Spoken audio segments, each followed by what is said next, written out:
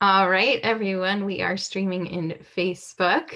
I am here with my wonderful sister, Molly, and I've invited her here to share about what she does because it's also really important work in the world.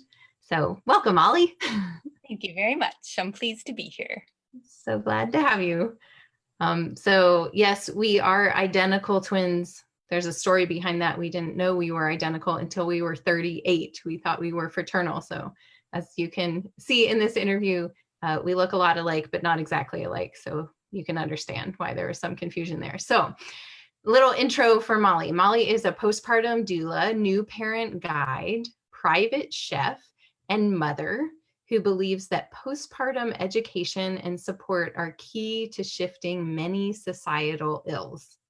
Through her work in her business Life Beyond Birth, she helps families have calm, confident, and peaceful fourth trimesters. She incorporates Ayurvedic wisdom into the care that she provides. So, welcome, Molly. Thanks. And I'd like to just start by asking you to tell us a little bit about what you do. All right. So, for the past over a decade, I have worked as a postpartum doula, and a lot of people are familiar with that, but a lot of people don't know what postpartum doulas do. And so, what I've done for that time period is work with families that have new babies, and I've worked with first babies and fifth babies, and kind of looks different depending on the family, but there's always a need for support after a baby is born. And so I help nourish new mothers. I help with breastfeeding. I help with household running, just keeping things going with dishes and laundry and cooking. I do specialize in cooking for postpartum recovery. And so that's something I can talk about more. And then I also help couples kind of figure out how to work things out between them and work things out becoming a bigger family. I help older siblings kind of integrate the experience of having a new baby. And I also do, well, yeah, that's kind of postpartum doula world. And then I am slowly shifting my title to be a new parent guide, which I see as broader than just postpartum doula. So I'm incorporating education for couples who are expecting their first babies, as well as I do something called birth story healing, which is a process that was developed by Pam England, who wrote Birthing from Within, to help make peace with a birth that may have been traumatic or just had an element that doesn't sit right with a mom or partner.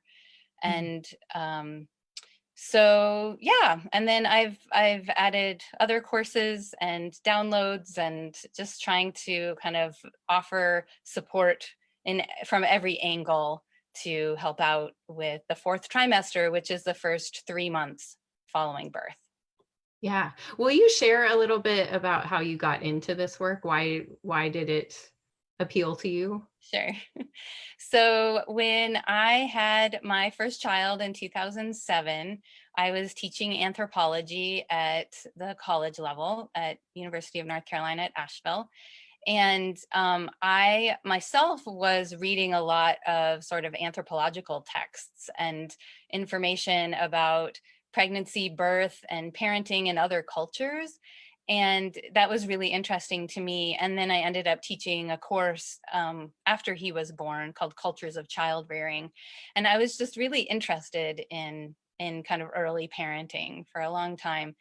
And then when he was born, I joined a new mom group and I started hearing stories of how under-supported moms were and how people didn't understand like what food to bring them or how to just help out in around the house or just listen to them. There's a lot of like, oh, well, you have a healthy baby, so, just get over it, whatever it is.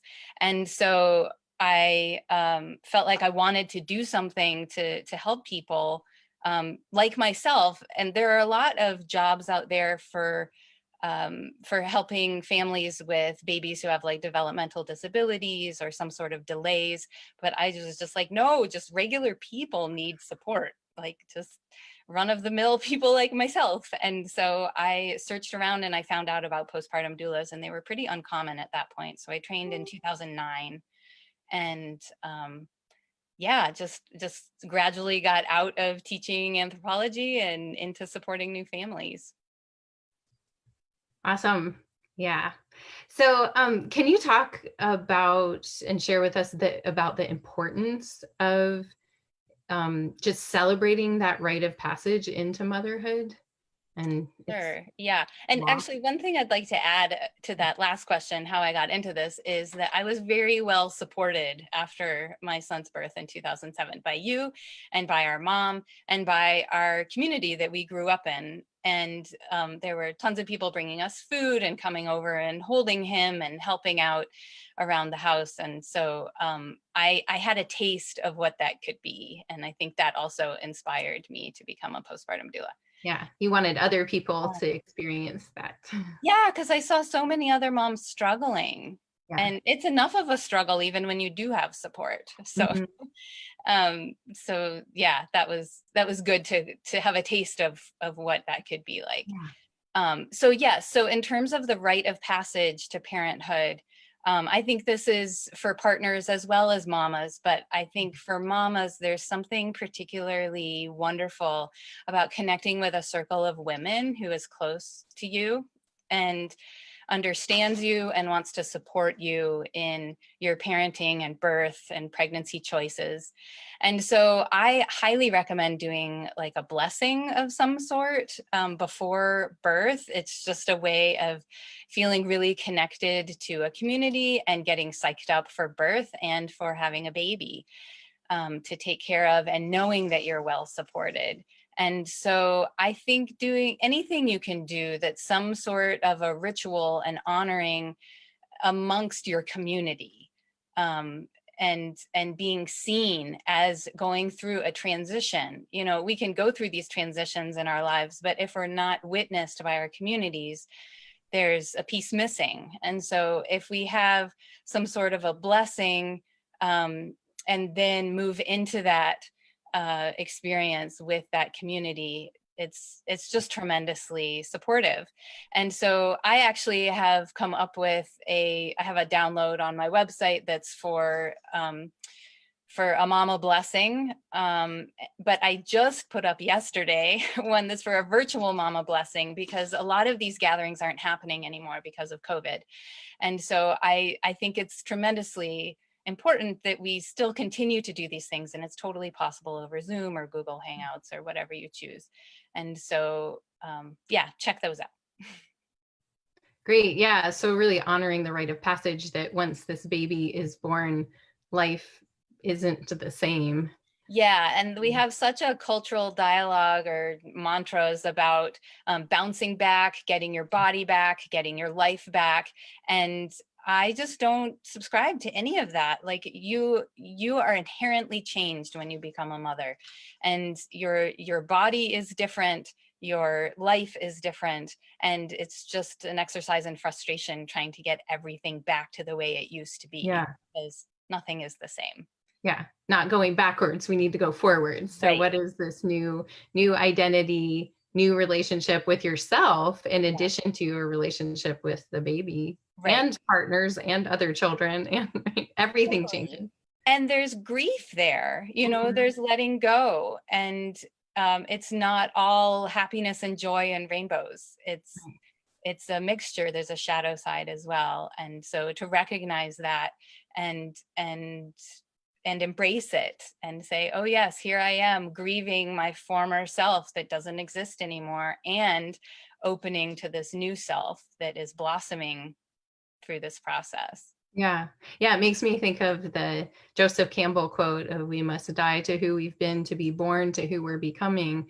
And when you birth a baby, you also birth a new self-identity, new Totally. reality for yourself. Yeah. Okay. By the way, when you had Oscar, I I was just like, in awe of you. It was amazing. I've Right. gotten to be at, well, both babies, I was in awe. Well, I guess even more Alma because she was so big, but um, but I what I was starting to say is that after you had Oscar, the change that I saw in you was one of you became more joyful, like more engaged with life, having this new little little person. That threshold that you crossed into motherhood seemed to awaken a lot of new wonder in you and Mm. joy, and so that was really fun.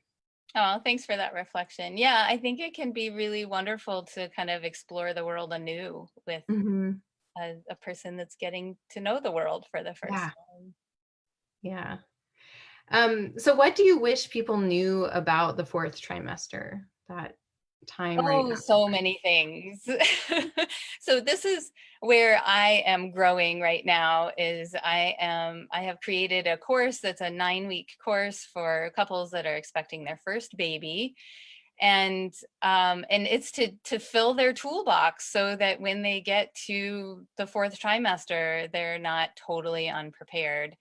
And so I wish people knew more about breastfeeding. I wish people knew more about how to handle their couple dynamics when they're dealing with, sleep deprivation and stress and learning new skills, and a baby is crying, and there can be a lot of chaos and overwhelm. And so, yeah, that I wish people knew more about what to eat for postpartum recovery. In Ayurveda, the fourth trimester, or actually the first 6 weeks, is called the sacred window. And I love that because I think of a window, it's open, and there's an opportunity for either really deep nourishment during that time or really deep depletion. And I just see we're a culture of deeply depleted mothers. And I have experienced that myself, especially with Alma's birth. After she was born, I just didn't slow down. And so I have a sense of what that's like. It's so hard to recover from afterwards. But if you can see those first 6 weeks as an opportunity for just deep nourishment, deep rest, deep connection with your baby and partner, then everything flows from there. So I wish people knew more about that. I actually have a graphic. Can I share that? Sure. I'm going to do a little screen share here. And while Molly's loading that, if anybody has questions that's watching live and wants to write in some questions, send them on in. We can engage with you live. Yeah, that'd be great. Okay, so this is kind of the typical current reality for couples in the United States. And I'm not saying this is for everybody. I know that there are people out there who are really getting prepared and are talking to friends and family and stuff like that. But in general, this is the current cultural climate that I am trying to shift. So currently, the focus is on pregnancy and birth, independence, and self-sufficiency, and there's very little awareness of postpartum. And so that leads to just focusing on pregnancy and birth, which are totally valid things to focus on. I'm not saying don't focus on those things. And birth is a huge event in life, and it only lasts a short amount of time. And then postpartum lasts for the rest of your life. So I think it really is something that we, as a culture, we need to be talking about more and sharing more. So anyway, if we go from pregnancy and birth focused on independence and self-sufficiency, then we go into postpartum, and there's a lot of fear and stress and isolation and overwhelm, as I was talking about earlier, just the kind of chaos that can happen. And that leads to shame and guilt, this sense of what's wrong with us. We don't know anybody else who has struggled like this. And so something's wrong with us. Why are we struggling more than other new parents? And then that leads to judgment and hiding from judgment, hiding from support, hiding from sharing what's actually going on. And so then that is the foundation of your baby's life, is this sort of stress and fear and isolation and overwhelm. And that just sucks for everybody. And then newly pregnant couples are blissfully unaware of postpartum. There's just this cultural narrative that I just have to get through birth and then everything else will be happily ever after. I know how to care for a baby, no big deal. I'll just put baby on my back and carry on with life as it used to be. That's kind of our cultural narrative, and it doesn't work. And so this is the narrative that I would like to shift to. Our cultural shift is that the focus during pregnancy and birth and postpartum is on connection, well-being, respect, and learning. And then that feeds into a postpartum that has deep nourishment, deep bonding with baby, and trusting new skills. And then that feeds into sharing with your community what's going on. Community comes into support, taking over the mother's daily tasks, helping her deeply rest and learn to care and feed for her baby. And then that leads to sharing of joys and challenges, connection, sharing needs. And then since that is out in the open, newly pregnant couples are fully aware of the wide spectrum of experiences in postpartum, which leads to more connection and well-being and respect and learning. And then we go round and round and it'll be a beautiful world. And so many of our societal problems will not exist because babies will get what they need and parents will get what they need. And that's what it's all about. Wonderful. Those are really helpful graphics to just see the current reality and the possibility, which some people get to experience. Yes. But it would be great to have for everybody. I want to point out too, just from being in, having an Ayurveda practice, that something that I've seen over and over again is women that didn't have that awareness of the sacred window, because a lot of women don't. Oh, nice mug. Molly's drinking out of the magical Molly mug that I made her. It's magical Molly. I think it's backwards for people though. No, we can see it. It's backwards for me. Oh. So one thing that I have seen is even women who are postmenopausal, a lot of whom have adrenal fatigue or an autoimmune issue or Hashimoto's or hypothyroidism, right? They come into this like place of readiness to support their health through learning Ayurveda. And I have found over and over again, when I ask them what their postpartum experiences were, that's often the seed that was planted for depletion that led to down the road, right? We talk about in Ayurveda, the small drip into the process of samprapti is what it's called, but it's like the slow faucet drip that over time fills the bucket and then overflows and creates a disease. But if we can catch those small drips in the leaky faucet before it manifests as something bigger, that's what you're talking about, is like starting at the root. Like, hopefully we're arriving at motherhood from a place of nourishment. Not everybody is, but then birth, postpartum can be really depleting if we don't have the nourishment that we need. Yeah. Can I just add something really quickly? Sorry. There's this woman, Isha Oaks. She's actually dead now, but she founded a school out in Colorado called the School for Sacred Window Studies, and it's an Ayurvedic postpartum care program. And she says, and I don't know, this might be in other Ayurvedic texts or something, but she says that how you live the first 42 days after birth is how you will live your next 42 years. And so what you're saying about, yes, that's kind of the root, is this deep depletion during that sacred window. That makes so much sense, because if you have deep depletion in that postpartum time, that depletion gets harder and harder to correct. But with things like what you're doing in the Vitality Circle, it's totally possible. It's just harder than if you just do those 6 weeks really, really well. Yeah. Wouldn't it be great if everybody had that postpartum nourishment and then we weren't dealing with, 20, 30, 40 years later, big diagnoses and feeling awful, really. Yeah. It usually comes after years of feeling awful. Totally. So we can avoid that by how we live. Yeah, and there's Um, a lot in motherhood about like self-sacrifice and putting your children or your partner ahead of you in terms of meeting needs, and that can feed into that as well. yeah. And so starting out motherhood with a deep commitment to yourself, and yeah, and then following these guidelines to make it nourishing. All right, Yeah. what's your next question? Sorry. And then we teach our daughters. And then we teach our daughters, And then they exactly. know, right? And the communities that surround them.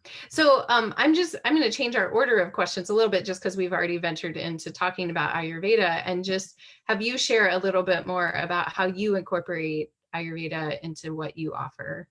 And Cool. Yeah. So I don't get into really nitty gritty stuff, but basically my understanding is, and this is from Chinese medicine as well, and it's super cool to see how they're similar. I know they're connected way back when, but so basically when a woman is pregnant, she is full of the elements of earth, water, and fire. And then birth is this sudden event that happens, and those elements kind of get pushed out of the body. And what is left is air and space, or ether. And so what I see as my job, and a mama's, kind of guidelines for what she does postpartum, is to bring the earth and water and fire back into her body. And so it's basically a vata time, like the air and space ether is vata characteristics. And so we're trying to bring back some pitta in the fire, especially digestive fire, and then also some kapha with earth, and water is with both of those, right? So so that's a lot through diet. And it's crazy to me how many women think like, oh, a healthy postpartum diet is like a salad and a smoothie. And those are actually some of the worst foods you can eat in postpartum, partially because they're cold, they're raw, and they're hard to digest. And so I ask mamas, like, do you want your vital life force to be going towards warming up a smoothie or breaking down raw vegetables? Or do you want it to go towards producing breast milk and healing from birth? And of course, they say the latter, right? Like, they want the healing to happen, and they just had no idea, because our sort of cultural narrative around healthy food is salad and smoothies. And so the general guidelines are for vata pacifying stuff, right? Like, we want fully cooked food, we want to eat it warm, good fats, um, mildly spicy, to bring in some fire. And when I say spicy, I'm not talking about jalapenos, I'm talking about black pepper and cinnamon, so those are kind of the general guidelines. And then also a piece that a lot of people don't consider is when they eat. And I know a lot of people have done the earlier later dinner challenge and worked with you on lots of different things around eating, but when you eat, and your cleanses, your detoxes Mhm. are talk about this as well, is when you eat is really important too. And so constantly snacking can manifest as exhaustion, like just chronic exhaustion. And so a lot of moms think like, oh, I need to keep giving myself fuel because I'm so tired all the time. But actually giving their digestion a break helps their energy increase. So that is revolutionary for a lot of moms that I work with. And it's true for babies too. It's really interesting. Like, if babies are being fed all the time, they tend to have a lot more digestive distress. And there's a lot out there about feed the baby when they're hungry. Yes, feed the baby when they're hungry. But a lot of discomfort is misinterpreted as hunger cues. And so I work with a lot of parents to help them understand, okay, sucking is both for food and for comfort. And maybe going longer between meals for the baby will help the digestive discomfort. And it's amazing how well it works. Yeah. Yeah. And I just want to add in there, I know something that you also are um, a, a share a lot is the benefit of beneficial fats too during that time. and that helps both the mom recover and the baby's development. And you were good, very good about eating your beneficial fats. Right? Yeah. And they're long lasting calories, and they're soothing to digestion, and and they're good, come through the breast milk and help babies grow and their brains. Yeah, Feed the babies need brain. a lot of fat. So Yeah. And there's the kind of cultural fear of keeping on the baby weight after giving birth. And we also know, like, depending on your dosha, you may have an easier or more challenging time losing that weight, but trying to lose it really fast and not nourishing yourself or your baby is incredibly detrimental right. over the long haul. Yeah. And I like to help moms kind of understand generally what their dosha might be. Mhm. And if they are more vata, that they do really need to have those dense calories, and um and try to keep weight on actually. And then if they're more kapha, they need to just be really patient with themselves. Breastfeeding is something that I've seen slowly take off weight with kapha moms. But it can also be something that waits until after the body is no longer needed for nourishing the baby, either through pregnancy or breastfeeding. So Mhm. Yeah, there's not that demand on the yeah. body. And pitta is somewhere in between, right? It is Like somewhere in between. But I have a lot of moms that say, how did you lose weight? And if we're not similar dosha, I just say that doesn't matter. right. Yeah, Yeah. that's not the same as you. So yeah, I really subscribe to the, one size doesn't fit all. And yet the sort of protocols that I follow for postpartum cooking and teas and that sort of stuff is similar across the board. But Right. if a mom is more pitta and she's really wanting, and it's springtime and she really wants some fresh dandelion greens or something, yeah, we go for that. Yeah, so coordinating with the season too, right? Like you recognize the alignment there. So Yeah.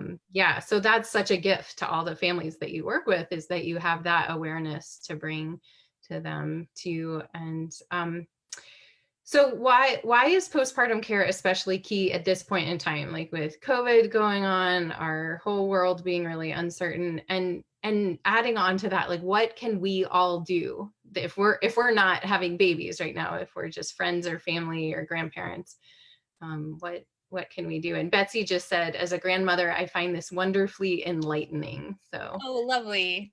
Yeah, oh, there's such a great role for grandmothers, and I think that your audience is more on the grandmother side than the childbearing side. And if there are grandmothers out there who want to talk more with me, I'm happy to talk with you. Um, so yes, so right now we are in a time of like global anxiety, and I think it is manifesting with a lot of pregnant and postpartum couples as really intense anxiety. And I just wrote a blog about this, coping with postpartum anxiety and its global anxiety.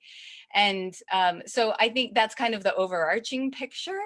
And then within that, there's just a whole heck of a lot of lack of support right now. Physical support and also emotional support. And so this is something that I am living right now, is this frustration with not working with families in person. Now I am going back this fall to work with families, but right now I'm not. And I think that there's a lot that people still can do. And one thing is that if you know somebody who's recently had a baby or is about to have a baby, and they are somebody you feel comfortable talking with on this level, like just to ask them, how are you doing? What are you worried about? And just listen. Don't try to solve it, because there is no good answer right now, and there is a lot of worry and anxiety. And so just being willing to hear it, I think, is huge. And then another piece that I think is really important is bringing food is is okay. I listened to the Splendid Table. They had this great podcast or interview about COVID being transmitted through food, and it's very, very rare. It's really difficult to transfer through food, and so bringing food to families that have just had a baby is totally doable. And if you're concerned about it, make a soup that they can boil again in their house and Leave just it on their doorstep and run away. yes, totally. Yeah, they can leave a cooler on their porch, or you can just leave something on their porch or front steps and go away. So providing food is great. And then there are other things you can do. You can go grocery shopping. You can run errands. You can take out the trash if they'll set it on their porch or their back steps or whatever. So letting it be known, like, I am here. I want to help. And if you live far away, you can order takeout or hire somebody like me once I'm back in the swing of things, or just have those conversations that are really supportive, because a lot of people, again, are kind of at home, shut off from the world, and just feeling a lot of shame and fear. Yeah. Great. Thank you for those tips. So to wrap this up, thank you so much for being here. And can you share with us where people can find you Yes. So online? I have a website called, it's lifebeyondbirth.com. And through that, you can find all of my free downloads, courses. I do virtual coaching. So even if you don't live in Western North Carolina, I can work with you online, or work with your granddaughters or daughters Children. online. And I do have some free downloads. One is called 4 Recipes to Start the 4th Trimester Off Right. And those are very much based in Ayurveda. They're great. But I use a lot of Ayurvedic concepts for palates that are more American. So it's not all Indian food. And then I also have a download called 10 Things You Actually Need for Baby, because there's so much marketed to new parents. And I think having a list of 10 things you actually need is pretty cool. And then I just put up this virtual blessing guide. That's great. And then I have 2 courses. One is an hour-long course that's just downloadable whenever you want, called 3 Secrets to a Happy and Healthy Postpartum. And then I have this 9-week course that's for first-time expectant couples. And that the next one starts on August 24th, which is in a couple weeks. And so I would love to have anybody that might be interested in that contact me soon. And that is the one that just fills your toolbox with everything you need for having a confident, peaceful, and calm, and joyful, and connected 4th trimester. So And that's the way that people can really be in contact with you. Like that 9-week course is right. being in conversation with you. These other things are, just downloads. Yeah. Yeah. So that one, we have a weekly meeting. It's very small. It's kept to 5 couples is the limit. So there's a really nice cohort that you go through together with. And then I also do the birth story healing.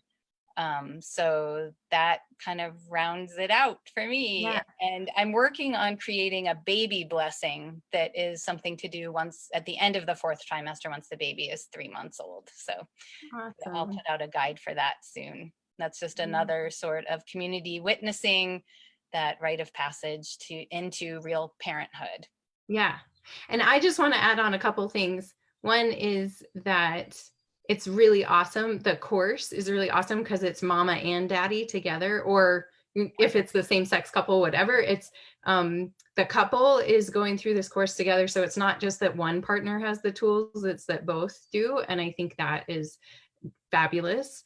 And then the other piece is that birth story healing can be done at any point. So even those of you that are grandmothers, if you had a traumatic birth, or, like Molly said, like it's just not sitting well with you, or there's some unexplored stuff still lingering in you around any birth experience that you had, it can still be very helpful. It doesn't have to be like right after it's not too late, is what I'm saying. Yeah, To it's do never that too now. late. It's never too late. Yeah, I've worked with women who are 20 plus years out from giving birth, Yeah, and then women who are like 2 months out from giving right. birth.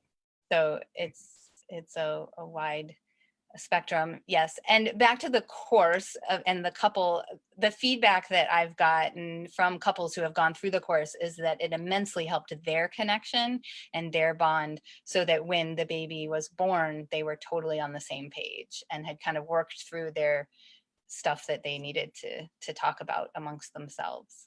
Yeah. Well, thank you for doing such good work and helping people get a good start in this world and Oh, thanks for saying changing the that. way parenting happens. So, Well, same to you, Han. Thanks for all yeah. the good work you're doing.